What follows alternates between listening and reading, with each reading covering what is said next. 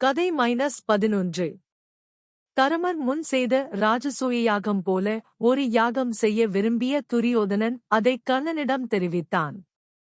ராஜசூய யாகம் செய்ய ஒரு நிபந்தனை உண்டு. பல நாட்டு மன்னர்களும் அந்த யாகம் செய்பவரது தலைமையை ஏற்க வேண்டும். அதன்படி பல நாடுகளுக்குச் சென்று அம்மன்னர்களை வென்று உன் தலைமையை ஏற்கச் சொல்கிறேன் என துரியோதனனிடம் கூறிவிட்டு கர்ணன் புறப்பட்டான். அங்கம், வங்கம், கலிங்கம் ஆகிய நாடுகளை வென்றான். துருபதன், சுகதத்தன் ஆகியோரை அடக்கினான். 4 திசைகளிலும் மன்னர்களை வென்றான். வெற்றி வீரனாக திரும்பிய கர்ணனை துரியோதனன் ஆரத் தழுவி வரவேற்றான். ஆனால் புரோகிதர்கள் ராஜசூய யாகம் செய்ய ஒப்புக்கொள்ளவில்லை. காரணம், முன்னர் அந்த யாகத்தைச் செய்த தருமர் இன்னும் இருக்கிறார். அந்த யாகம் செய்த ஒருவர் உயிருடன் இருக்கையில் வேறு ஒருவர் செய்வது மரபல்ல. மேலும் தந்தை திருதராட்டின் முன் மகன் அதைச் செய்யக்கூடாது என்றும் கூறினர். ஆனால் அதற்கு பதிலாக வைஷ்ணவ வேள்வி செய்யலாம் என்றனர். கோன் கலப்பையால் நிலத்தை உழுது இயற்றும் வேள்வி அது. இவ்வேள்வியில் கலந்து கொள்ள பல மன்னர்களுக்கு அழைப்பு அனுப்பினார்கள். துரியோதனன் பாண்டவர்களிடமும் தூதுவனை அனுப்பினான். 13 ஆண்டுகள் முடிந்த பின்னரே அஸ்தினாபுரம் திரும்புவோம் என தூதுவனிடம் தருமர் உரைத்தார். ஆனால் பீமனோ, எங்கள் வனவாசம் முடிந்ததும் நாங்கள் செய்யும் வேள்வியில் துரியோதனன் முதலானோர் அகுதி, வேள்விப் பொருள், களாக பயன்படுவார்கள் என்றான். விதுரர் முதலியோர் கலந்து கொள்ள வைஷ்ணவ வேள்வியை சிறப்பாகச் செய்தான் துரியோதனன். மேலும் அதற்கு கர்ணனே காரணம் என துரியோதனன் எண்ணினான். துரியோதனன் கர்ணனை நோக்கி, கர்ணா, நீ எனக்கு மற்றொரு உதவியும் செய்ய வேண்டும். பாண்டவர்கள் போரில் மடிந்ததும் எனக்காக நீ ராஜசூய யாகத்தை நிறைவேற்ற வேண்டும். அப்போது என் புகழ் மேலும் உயரும் என்றான்.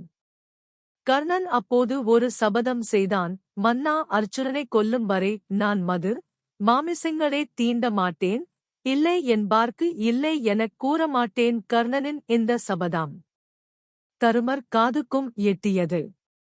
கவச குண்டலங்களுடன் பிறந்த கர்ணனை வெல்வது அரிதாயிற்றே என அவர் கவலையுற்றார்.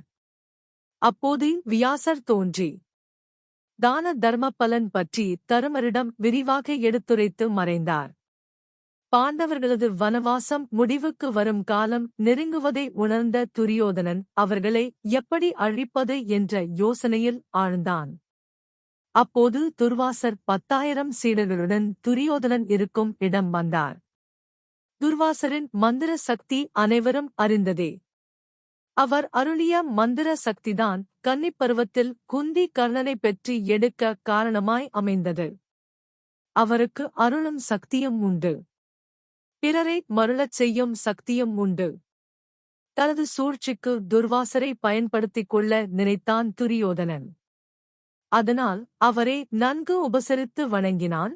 அவனது உபசரிப்பைக் கண்டு மகிழ்ந்தவர், உனக்கு வேண்டும் வரம் கேள் என்றார். துர்வாசர் சினம் கொண்டால் அதைத் தடுத்து நிறுத்தவும் யாராலும் முடியாது. தவமுனிவரே, நீங்கள் பாண்டவர் இருக்குமிடம் செல்ல வேண்டும். அங்கு அவர்கள் அனைவரும் உணவு உண்டபின் செல்ல வேண்டும் என வேண்டினான். எல்லோரும் உணவு உண்டதும் சென்றால் அட்சய பாத்திரத்தில் உணவு பெருகாது. துர்வாசருக்கு உணவு அளிக்க முடியாது. அதனால் அவர் சினம் கொண்டு அவர்களுக்கு சாபமிட்டு அழித்து விடுவார் என எண்ணினான். துர்வாசரும் பாண்டவர் இருக்குமிடம் தன் சீடர்களுடன் சென்றார். அவர்களை பாண்டவர்கள் முறைப்படி வரவேற்றனர். நீராணி விட்டு வருவதாக கூறிவிட்டு சீடர்களுடன் தடாகம் சென்றார். அவர் அட்சய பாத்திரத்தில் இனி உணவு பெருகாதே என திரௌபதி கலக்க முற்றாள். கண்ணனை பிரார்த்தித்தாள். கண்ணனும் அவள் முன் தோன்றி தன் பசியைப் போக்கக் கோரினார். திகைத்தாள் திரௌபதி. கண்ணன் அந்த அட்சய பாத்திரத்தை கொண்டு வருமாறு பணித்தார். அதில் ஒன்றும் இல்லை என்றவாறு அப்பாத்திரத்தை கொணர்ந்தாள் பாஞ்சாலி. ஆனால் அதன் மூலையில் ஓரத்தில் ஒரு சோற்று பருக்கை இருந்தது. அதை எடுத்து கண்ணன் வாயில் போட பாரதம் முழுதும் பசி அடங்கியது.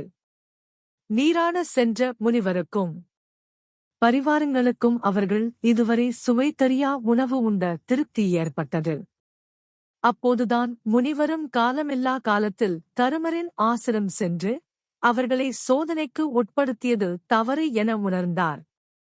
இப்படியாக துரியோதனனின் இம்முயற்சி தோல்வி அடைந்தது. காமேக வனத்தில் தங்கியிருந்த பாண்டவர்கள் ஒருநாள் வேட்டைக்கு சென்றனர். திரௌபதி சில பணியாளர்களுடன் தனித்து இருந்தாள். அப்போது சிந்து நாட்டு மன்னன் ஜெயத்ரதன் சால்வ தேசத்தை நோக்கி அக்காட்டு வழி சென்றான். அவனுடன் கோணிகாசியன் முதலிய அரசர்களும் சென்றனர். ஆசிரமத்தின் வெளியே நின்று கொண்டிருந்த திரௌபதியை ஜெயத்ரதன் கண்டான். கண்டதும் காதல் கொண்டான். அதை அவளிடம் வெளிப்படுத்தினான். திரௌபதி அது கொடிய செயல் என்றும் தனது வரலாற்றையும் கூறினான். தருமர் வடக்கேயும் பீமன் தெற்கேயும் அர்ச்சுனன் மேற்கேயும் நகுல சகாதேவர்கள் கிழக்கேயும் வேட்டைக்குச் சென்றுள்ளனர். அவர்கள் வருவதற்குள் இந்த இடத்தை விட்டு சென்று விடு, இல்லையேல் அவர்களால் உனக்கு ஆபத்து ஏற்படும் என்றாள். அந்த முரடன் எதையும் கேட்பதாய் இல்லை. காமவயப்பட்ட அவன் அவளை தூக்கிச் செல்ல முயன்றான். அவளது மேலாடையைப் பற்றி இழுத்து தேர் மீது ஏற்ற நினைத்தான்.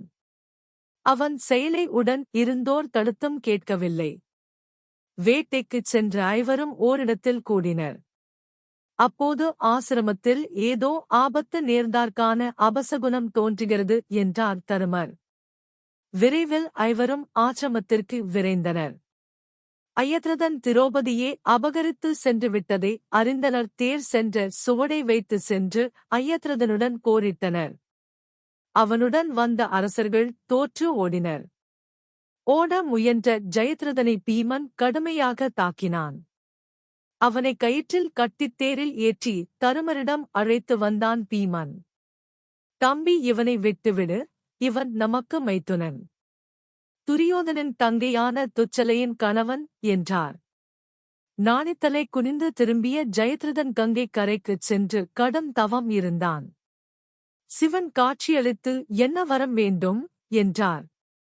பாண்டவர்களை கொல்லத்தக்க வலிமையே எனக்கு அருள வேண்டும் என வேண்டினான். கண்ணனின் துணை இருப்பதால் உன்னால் பாண்டவர்களை வெல்ல முடியாது.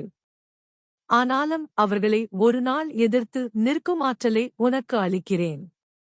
ஆனால் அதனால் அவர்களை அழித்தொழிக்க முடியும் என எண்ணாதே என்று கூறி மறைந்தார். அதுவே போதும் என்ற ஜெயத்ரதன் நகரம் போய்ச் சேர்ந்தான். இந்த ஜெயத்ரதன் தான் 13ஆம் நாள் போரில் மாவீரன் அபிமன்யுவைக் கொன்றவன். 12 கால வனவாசம் நெருங்கியது. அதற்குள் பாண்டவர்களுக்கு ஒரு சோதனை வந்தது. வேள்விக்கு உதவும் அரணியுடன் கூடிய கடைக்கோல் ஒன்றை முனிவர் ஒருவர் இழந்தார். அது ஒரு மானின் கொம்பில் ஒட்டிக்கொள்ள மருண்ட மான் அதனுடன் ஓட்டம் பிடித்தது. தனது வேள்வி தடையடிக்காமல் இருக்க அதை மீட்டுத் தரும்படி பாண்டவர்களை அம்முனிவர் கேட்டார். மானைத் தொடர்ந்து பாண்டவர்களும் ஓடினர். ஆயினும் மானைப் பிடிக்க இயலவில்லை. மானும் ஓடி மறைந்தது. முனிவருக்கு உதவ முடியவில்லையே, ஏன் இந்த இழிவு நமக்கு என பாண்டவர்கள் எண்ணினர். பாஞ்சாலியே அவையில் அவமானப்படுத்தினவனை அன்றே கொன்றிருக்க வேண்டும். அதனால்தான் இந்த இழிவு என்றான் பீமன். அன்று நாக்கில் நரம்பின்றி பேசினானே கர்ணன், அவனை அன்றே கொன்றிருக்க வேண்டும். அதனால்தான் இந்த இழிவு என்றான் பார்த்தன். சகுனி மாயச் சூதாடும்போது அப்போதே அவனை கொன்றிருக்க வேண்டும். அதனால்தான் இந்த இழிவு என்றான் சகாதேவன். இந்நிலையில் தாகம் ஏற்பட நகுலனை தண்ணீர் எடுத்துவரக் கூறினார் தருமர். தண்ணீரைத் தேடி அலைந்து நகுலன் வெகு தொலைவில் ஒரு தோப்புக்கு நடுவே ஒரு குளம் இருப்பதைக் கண்டான். அதன் அருகே சென்று நீரை மொண்டு பருக ஆரம்பிக்கையில் நில் என்ற குரல் கேட்டது. அதை அலட்சியம் செய்துவிட்டு நகுலன் நீரைப் பருக அவன் சுருண்டு வீழ்ந்து மாண்டான். நீண்ட நேரம் ஆகியும் நகுலன் வராததால் சகாதேவனை தருமர் அனுப்ப அவனுக்கும் நகுலனுக்கு ஆன கதியே ஆயிற்று. பின்னர் அனுப்பப்பட்ட பார்த்தன், பீமன் ஆகியோரும் இக்கதிக்கு ஆளாகினர். நீண்ட நேரம் எவரும் திரும்பாததால் தருமர் அனைவரையும் தேடிச் சென்றார். அவர்களுக்கு ஆனக்கதியை எண்ணி புலம்பி அழுதார். நாக்கு வறண்டது. தண்ணீர் அருந்த நினைத்தபோது நில் என்றது ஒரு குரல். இத்தடாகம் என்னுடையது. என் அனுமதியின்றி இவர்கள் இறங்கியதால் இவர்களுக்கு இந்த நிலை ஏற்பட்டது. என் கேள்விகளுக்கு பதில் தராவிடின் உன் முடிவும் இப்படித்தான் ஆகும். நான் கேட்கும் கேள்விகளுக்கு தகுந்த விடை அளித்தால் நீ நீர் பருகலாம் என்றது. இது யட்சன் குரல் என அறிந்த தருமர், கேளுங்கள், என்னால் இயன்றவரை பதில் தருகிறேன் என்றார். சூரியனை உதிக்கச் செய்வது யார்? பிரம்மா. சூரியன் எதில் நிலைத்து நிற்கிறான்? சத்தியத்தில். ஒருவன் எதனால் சிறப்படைகிறான்? மன உறுதியால். சாதுக்களின் தருமம் எது? தவம். உழவர்களுக்கு எது முக்கியம்? மழை. விதைப்பதற்கு எது சிறந்தது? நல்ல விதை. பூமியை விட பொறுமை மிக்கவர் யார்? தாய். வானினம் உயர்ந்தவர் யார்? தந்தை. காற்றினம் விரைந்து செல்லக்கூடியது எது? மனம். புல்லை விட அதிகமானது எது? கவலை. ஒரு மனிதனுக்கு உயிர் போன்றவர் யார்? மகன். மனிதனுக்கு தெய்வத்தால் கிடைத்த நன்மை எது? மனைவி. ஒருவன் விட வேண்டியது எதனே? தற்பெருமையே. யார் உயிர் அற்றவன்? வறுமையாளன். எது தவம்? மன அடக்கம். பொறுமை என்பது எது? இன்பத் துன்பங்களைப் பொறுத்துக் கொள்ளுதல். உயர்ந்தோர் என்பவர் யார்? நல்லொழுக்கம் உடையவர். மகிழ்ச்சியுடன் வாழ்பவர் யார்? கடன் வாங்காதவர். தூங்கும்போது கண்களை மூடாமல் இருப்பது எது? மீன். இதயம் இல்லாதது எது? கல். உலகம் எங்கும் செல்பவனுக்கு உற்ற துணை எது? கல்வி. வேகம் மிக்கது எது? நதி. நோய் உடையவனின் நண்பன் யார்? மருத்துவர். உயிர் விடுபவனுக்கு உற்ற துணை யார்? அவன் செய்த நல்லறம். எது அமிழ்தம்? பால். வெற்றிக்கு அடிப்படை எது? விடாமுயற்சி. புகழ் வாழ்க்கை எதனால் அடையலாம்? இல்லாதவர்க்கு ஒன்றைத் தருவதால். உலகில் தனியாக உலா வருபவன் யார்? சூரியன். உலகில் மிகச் சிறந்த தர்மம் எது? கொல்லாமே. உலகெங்கும் நிறைந்திருப்பது எது? அஜானம். முக்திக்கு உரிய வழி எது? பற்றினை முற்றும் விலக்குதல். யாரிடம் கொண்ட நட்பு மேன்மை உடையது? சாதுக்களிடம் கொண்ட நட்பு. நாட்டுக்கு உயிர் போன்றவன் யார்? அரசன். எது ஞானம்? மெய்ப்பொருளே, கடவுள், அறிவதே ஞானம். ஒருவருக்கு பகையாவது எது? கோபம். முக்திக்கு தடையாக இருப்பது எது? நான் என்னும் ஆணவம். பிறப்புக்கு வித்திடுவது எது? ஆசை. எப்போதும் நிறைவேறாதது எது? பேராசை. யார் முனிவர்? ஆசை அற்றவர். எது நல்வழி? சான்றோர் செல்லும் வழி. எது வியப்பானது? நாள்தோறும் பலர் இறப்பதைக் கண்டபோதும் தனக்கு மரணம் இல்லை என்று மனிதன் கருதுகின்றானே, அதுதான் வியப்பானது. மீண்டும் பிறவி வராமல் இருக்க ஒருவர் என்ன செய்ய வேண்டும்? எப்போதும் நல்லறமே செய்தல் வேண்டும். தருமரின் பதில்களில் திருப்தியடைந்த யட்சன், தருமரே, உமது தம்பியரில் யாருக்கேனும் உயிர் தருகிறேன். யாருக்கு வேண்டும் எனக் கேட்க தருமர், நகுலன் உயிர் பெற வேண்டும் என்றார். உடன் பிறந்த மகாவீரர்களான அர்ச்சுனன், பீமனை விடுத்து நகுலன் உயிரை ஏன் விரும்புகிறாய் என்ற யட்சனுக்கு தருமர், என் தந்தைக்கு குந்தி, மாத்ரி என இரு மனையர் இருவருமே எங்களுக்கு தாயார்கள்தான். ஆயினும் இருவரும் உத்திரர் உள்ளவராக விரும்புகிறேன் என்றார்.